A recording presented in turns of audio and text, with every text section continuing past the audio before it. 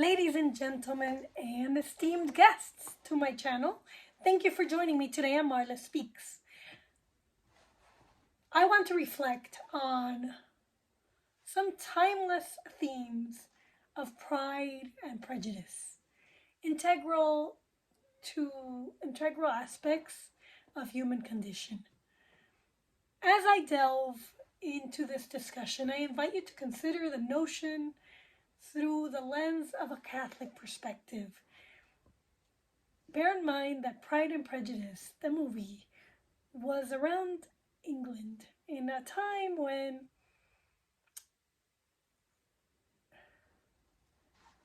there was societal differences and class structures.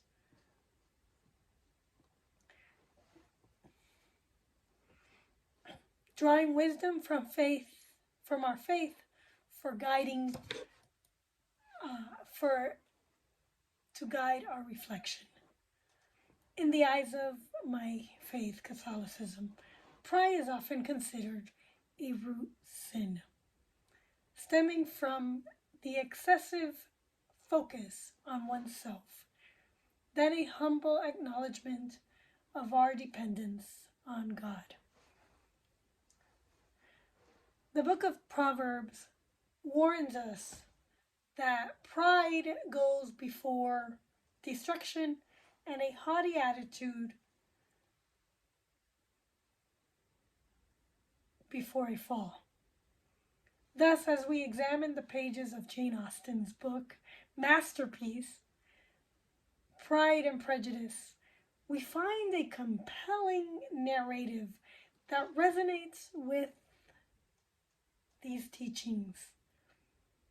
Elizabeth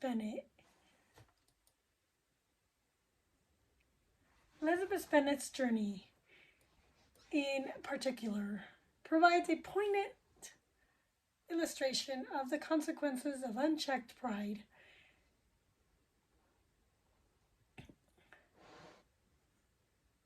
and prejudice.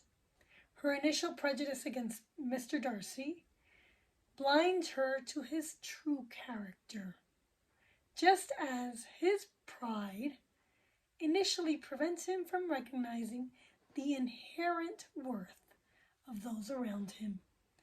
This narrative arc serves as a mirror to our own lives, challenging us to confront our preconceived notions and the pride that often accommodates them.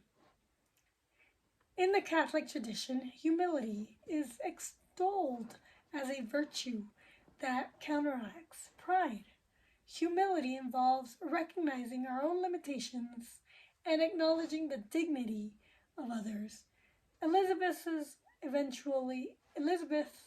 eventual humility, born out of self-awareness and a willingness to reassess her judgments, aligns with the transformative power of humility in a Catholic spiritual journey. Moreover, Pride and Prejudice invites us to reflect on the societal structures and expectations that contribute to these vices. Is it a vice? Is pride a vice or a virtue? In our pursuit of virtue, we are called to challenge societal norms that promote arrogance or lead us to harbor prejudice against others. And bear in mind, prejudice, we all have prejudice. Prejudice is not just racism for color of skin. Prejudice can be anything. You can harbor prejudice for somebody and misconstrue their true character.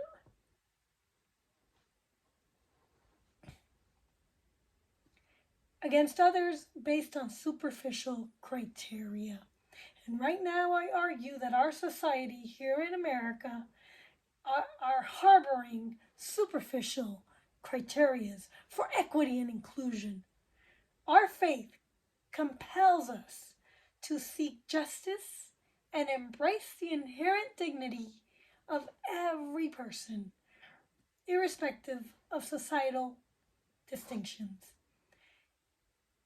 In conclusion, as we explore themes of pride and prejudice within the context of Catholic perspective, let us be inspired by the transformative power of humility and the call to recognize the inherent dignity of all God's creatures. May the lesson from Pride and Prejudice guide us in our journey towards spiritual growth, fostering a more compassionate and just society. Boy, do we need this ever more.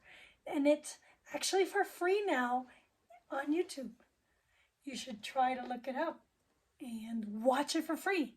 Or grab a book and buy the book and analyze the story for yourself. Reflecting on biblical tradition, you'll find that you may be harboring pride and prejudice. Until next time, if you like this content, please like and subscribe, and can't wait